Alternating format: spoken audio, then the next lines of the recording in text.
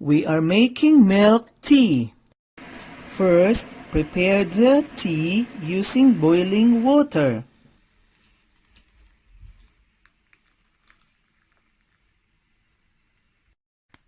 Then, put 2 scoops of milk tea powder into a shaker.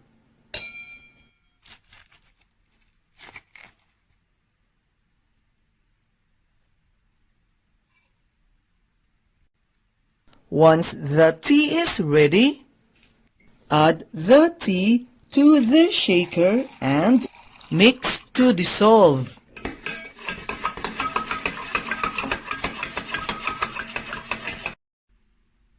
Add some ice and shake well to cool the tea.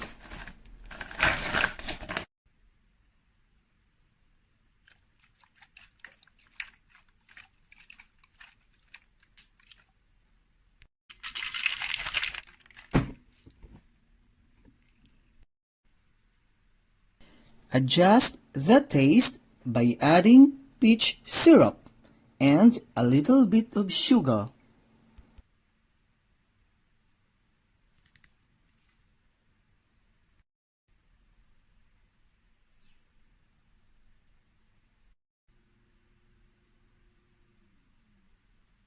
Now, in a glass, add the blueberry popping boba pearls.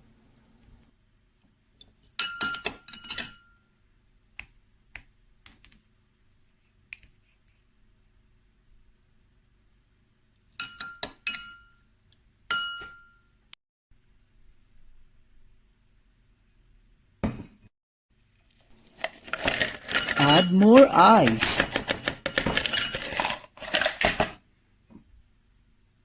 And pour in the milk tea mixture.